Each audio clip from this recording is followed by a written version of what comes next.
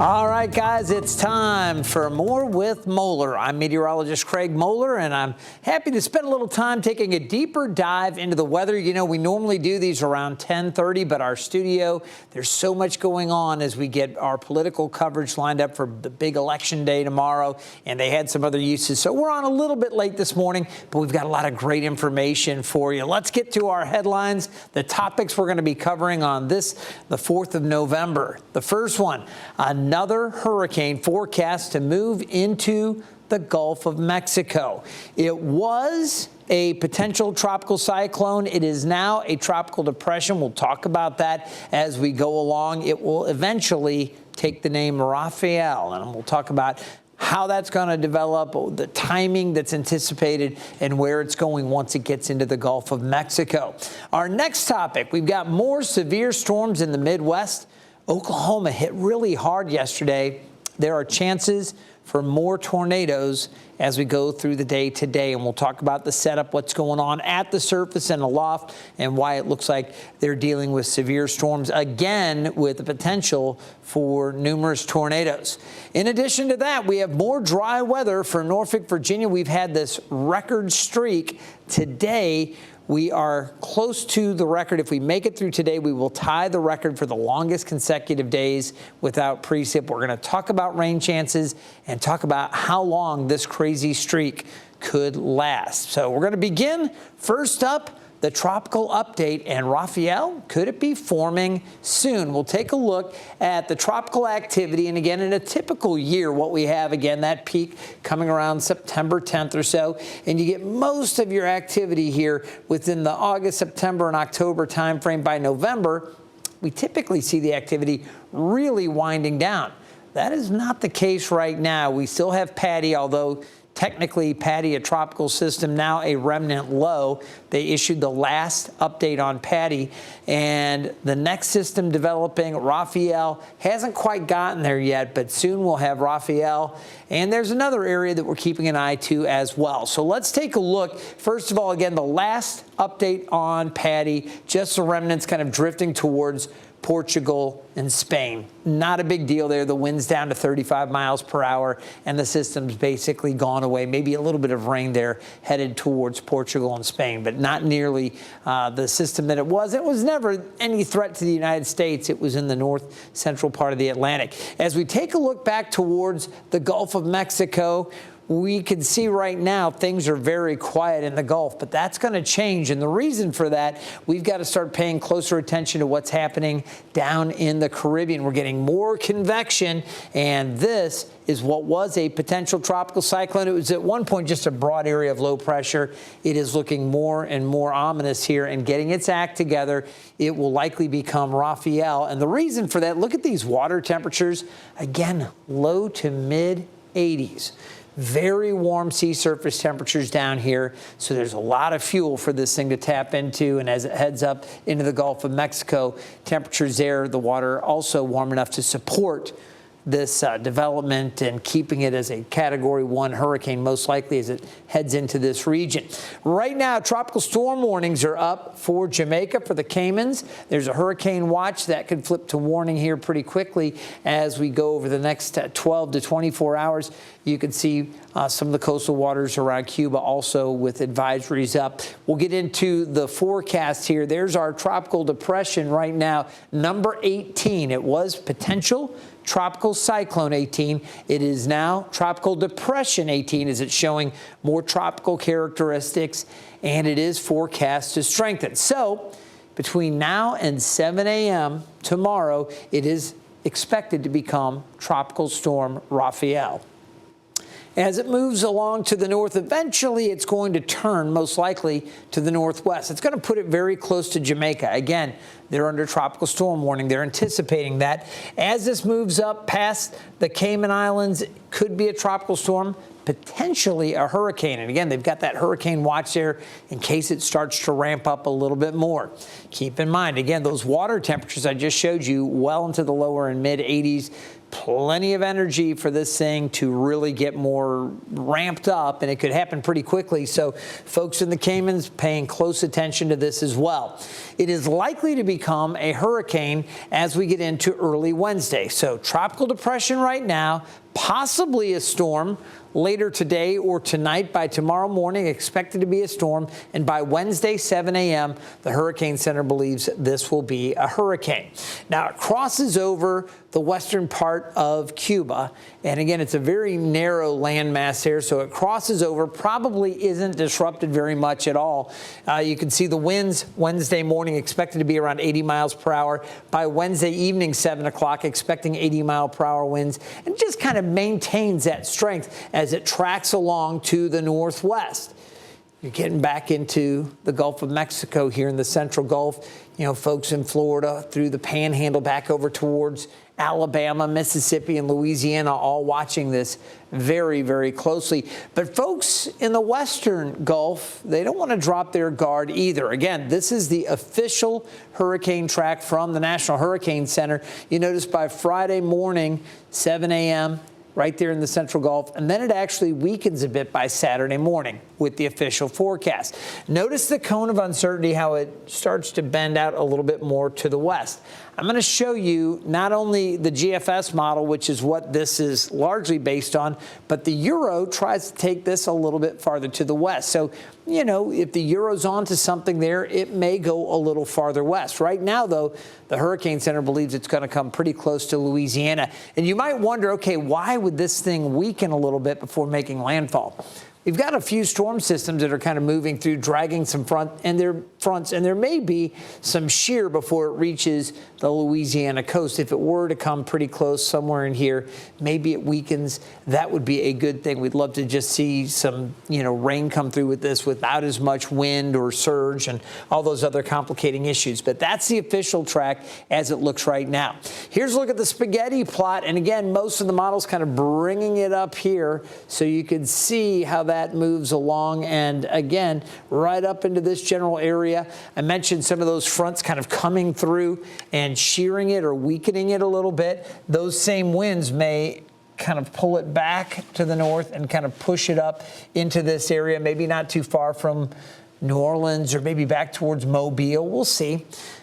At any rate, it looks like it's going to come up. And most likely, if these models are correct, and I see like the Canadian model, and I can see several of the different models here kind of with that thinking. Now, these outlying models here, this is a European.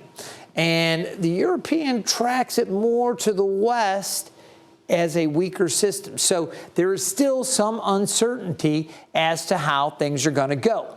We've got a ridge of high pressure here kind of steering it along. And if it develops and becomes a stronger system, it would more likely get caught up by the trough here, and some of the winds would carry it that way. If it's not as strong a system, if the circulation does not tower as high into the atmosphere, it may drift a little farther to the west as a weaker system. And that's more in line with what the European model is showing, this solution here. So let's take a look at, first of all, this is the GFS model, focusing on the American model here, the global forecast system. You see how it's bringing some of that deep moisture across Jamaica. And again, the Caymans will be watching this, really ramps it up and then pulls it back towards the west here through Cuba. Again, that mountainous terrain here in Cuba can be somewhat disruptive to these systems, but you can see it crosses, survives, and then really ramps up with the GFS model as it continues to move along and then back up towards Louisiana and actually a little bit farther to the east. Again, this is through Friday morning around 11 o'clock. That's that one model, and you see it here depicted in yellow. What I've also included in here, you're going to see some red lines. This is the European model. So the GFS, or the American model, gets this thing going. It gets it ramped up, as I just showed you, while the Euro's a lot more chill with it. You don't really see all of the rings like you do with the American model, the GFS. So there's our one solution, saying, okay, Friday morning, it's coming up in here. Here's the Euro. Watch what happens here. We get into Saturday, system weakens as it comes in. Again, a rainmaker, some wind, but a lot of rain coming up into the deep south. Here's the Euro, though. The Euro says, it's not going to do that. It's going to stay weaker, and then it's going to move this way, tracking more towards the Mexican coast, maybe just south of Brownsville, and then it too weakens it before bringing it in. Two different solutions, just a couple global models to show you. Again, the official Hurricane Center forecast puts it out in this area closer to the GFS as a hurricane and then weakening it a little bit as it gets closer to New Orleans. We'll watch, we'll see there's still a lot of time, but interests along the Gulf Coast will certainly want to pay close attention and continue to check back. There's one other area where there's a 20% chance for development out as we go over the next, say, 3 to 7 days or so. And again, none of this really a direct impact to the southeast U.S. This would kind of maybe if it does develop, and it's not a guarantee, obviously just a 20% chance. But we've got some frontal boundaries that are coming through, so I'm not overly concerned with that area. It is something that we're going to watch. Now, the next topic that we have here, Midwestern storms, what's happened and what's next. I want to show you some video from the Midwest, and this video really showing you just a trail of destruction, a lot of damage done here as multiple tornadoes tore through parts of Oklahoma. There was one touching down in Oklahoma City, and nearly a dozen people were injured. One tornado, a powerful EF3, had winds of at least 136 miles per hour. There were dozens of homes and buildings damaged and destroyed. Cars flipped over, homes ripped apart. The storm snapped trees, down power lines, and broke gas lines. At least 30,000 power outages were reported, and Oklahoma's governor issuing an emergency declaration for 6 counties. The governor did stress that if there were any issues reported at polling places tomorrow with power, voters would be rerouted to other locations to cast their ballots. So that's something, again, that we'll continue to monitor as the Midwest really hit hard. And unfortunately, as I'm going to show you the outlook for severe weather today, it's bad back there again. Oklahoma back up into parts of Missouri, this area in here, set under the gun again. Now, why is this going on? Well, right now we have pretty calm conditions here in the eastern U.S. There's a ridge of high pressure, but there's this big trough, and this storm system, this boundary is out here. This is going to be the problem, and you can see already some intense cells starting to fire up. This is the area. This is the battleground right here. On the backside, cooler weather, you can see a little bit of snow showing up with the radar images back across New Mexico and into parts of Colorado. It is cooler there. Out ahead of it, this is where we have the potential for more severe storms. You take a look at the winds, and these are surface winds coming up from the south. We've got these strong winds coming up from the south across Texas into Oklahoma, right up to that frontal boundary. As I take a look at the winds and we go from surface winds to winds way high up there, the winds aloft, this is at 250 millibars, you can see how this trough is cutting. And instead of having the south winds, you've got winds coming in from the west and the southwest here. This is the battleground right here, and this is where we have this threat for severe weather. Now, the general outlook for severe weather back across the Midwest, and this goes from portions of Illinois, that's a level 1 or marginal threat. You get this level 2 or yellow area shaded up to just west of St. Louis and back down to the southwest. That level 2 or slight risk extends all the way down through Texas. Again, Houston under a level 1 threat. Dallas right on the cusp between a level 2 and level 3 or enhanced risk.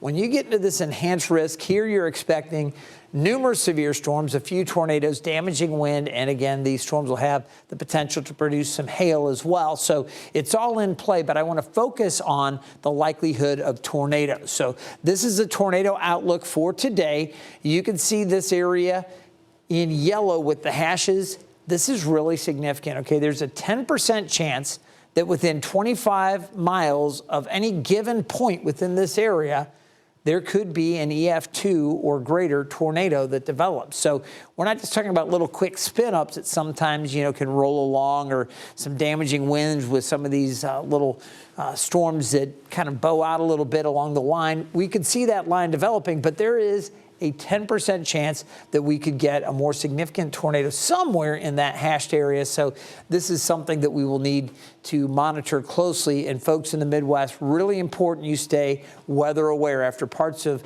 Oklahoma got hit so hard yesterday, they are bracing for another round today. All right. Our next topic, we're going to talk about the drought update. And I mentioned Norfolk's dry streak just keeps on rolling. Take a look at this. The almanac yesterday, 0, no precip, obviously. As I mentioned, the drought continues. Our yearly departure, we've been sitting at 44.82 inches for our rain total since October 2nd. We have now gone fully 32 days. This is day 33 with no rain. We are 1.67 inches above normal for the year. But you have to know, earlier in the year, we were over 10 inches above average, and we've just had such a deficit now over the last 32, 33 days. It's been very, very dry, and we've had at times some warmer stretches, so the ground's really starting to dry out. Now, this is just the month of November, and we've only had 3 days. Today's the 4th, so we were a little warm Friday and Saturday, cooler Sunday, no rain, obviously. So here's where we stack up. Right now, we've already had 32 days with no measurable precipitation. There were a few days where it was just a little trace reported, but not enough to even add up to 1/100th of an inch at Norfolk International. After today, if we again stay dry, and I think we will tie the record, which has been around since 2000. We had 33 consecutive days with no precipitation. The thing is, after today, just a very, very low risk. Tomorrow's going to be mostly sunny. It's going to be dry again on Wednesday. Our next chance is coming up for Thursday. So we're looking at probably a new record of 35 days. And if we don't get anything on Thursday, it might be until Sunday before we see chances for rain. There's just not good chances. As you can see, tomorrow, Wednesday should be dry. Thursday, there is that chance for a few isolated showers, and then more scattered Sunday night and into Monday. So that's what we're looking at in terms of our rain chances over the coming week. Now, I mentioned we are dry here, moderate drought for Hampton Roads right now, abnormally dry conditions out to the west. But I want to show you the country because so much of the country is very, very dry. You can see the central U.S., they need rain here. Of course, they're getting those storms right now, and they're set to get those back across Oklahoma into parts of Missouri. And really, when you look out over the coming 30 days, this is for the month of November, there is a decent chance it's going to be wetter than normal from parts of Wisconsin and Illinois around Chicago down through Missouri and back into Oklahoma. So they may get some drought relief for those dry areas in the central U.S. There's also better than 50-50 chance at wet conditions for the Northwest, but it still looks like it's going to be pretty dry. And the dry weather I mentioned for Norfolk, it extends up. I mean, Philly's been very dry. New York City, these major metropolitan areas, not a lot of rain. It's also projected to be maybe a little bit dry right along the Louisiana coast. But, you know, we could see with the development of Raphael, we could get some rain reaching this area over the next week. So we're going to be watching all of this for you very carefully. The next thing I want to talk to you about, Election Day weather, and this is a big one. How might weather impact voter turnout? Let's start off with a look at what's going on nationally. You can see unsettled weather tomorrow still expected from the north central U.S., areas like Wisconsin and Michigan, a couple of those key battleground areas down through Illinois, Missouri. You get into Arkansas, Louisiana, chances for wet weather there. Maybe a little unsettled weather over western portions of North Carolina, another one of those states. It's going to be watched very closely nationally with the elections. Chances for showers out around Charlotte, and you can see back down into South Carolina, South Florida, likely to see some wet weather. Looks like there might be some snow flying across parts of Montana and Idaho back into western parts of Wyoming. So this area a little unsettled and a bit unsettled up in the Pacific Northwest. Weather looks good for the Southwest and California. It looks good across most of Texas once you come off the coast here around Houston, and the Northeast U.S. looks pretty good. Pennsylvania shouldn't have too many problems. Another one of those states, along with Ohio, that is being watched very, very closely. As far as temperatures go, we're going to be warm here in Hampton Roads. I'll get to our local forecast in a moment. Low 70s for New York City, 78 around Cleveland. I mentioned some wet weather down across Florida, 84 at Orlando, 79 in Atlanta. As we take a look at the conditions back across Oklahoma City and Dallas, cooler behind that front. Unsettled Chicago, St. Louis, and Little Rock, and in the Northwest, again, that chance for clouds and maybe a few showers around Seattle. Looking pretty comfortable. San Francisco, Los Angeles, Las Vegas, and Phoenix, all good. Salt Lake City at 43. Now, as far as severe weather goes, you know, you could deal with some rain folks do. There is just a level 1 threat down across Louisiana and a little area here in Wisconsin as well. So fortunately, we're not looking at like that severe weather level 3 threat that we have today across the area. Should be a lower threat, but still a few areas where the storms may have a little more impact on voter turnout. For Hampton Roads, here's our day. We're starting off, if you are watching here locally, and I should say the station here that I work at, 13 News Now and WVEC, those are our call letters. We're located in Norfolk, Virginia, serving Southeast Virginia and Northeast North Carolina. Beautiful part of the country. If you've never been here, come check it out. We love Hampton Roads. It's beautiful.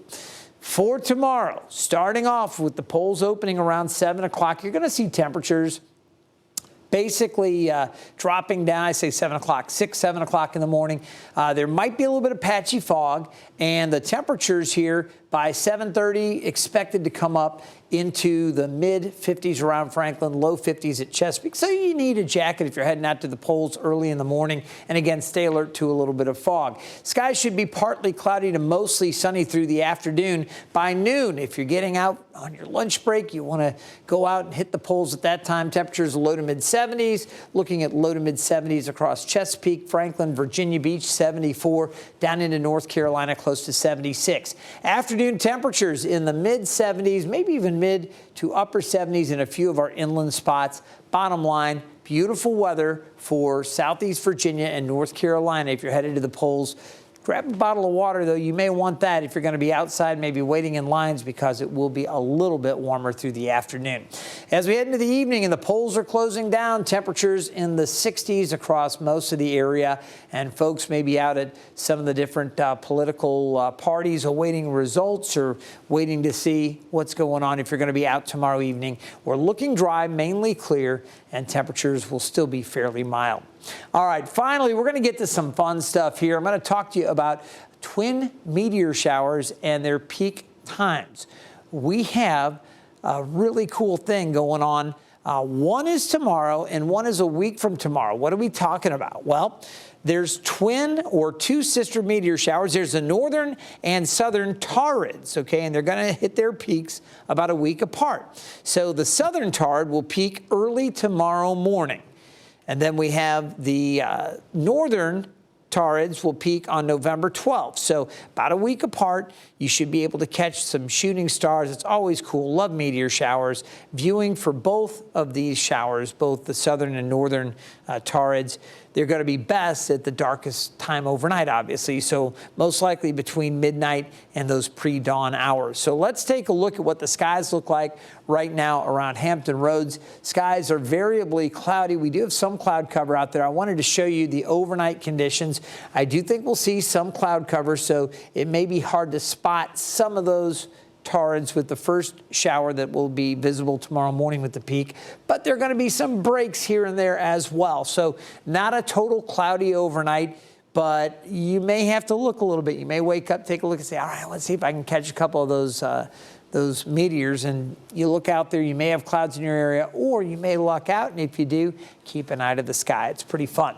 All right, so that's what happens with the meteor showers. As far as the overnight conditions, generally variably cloudy, 57, some patchy fog possible late.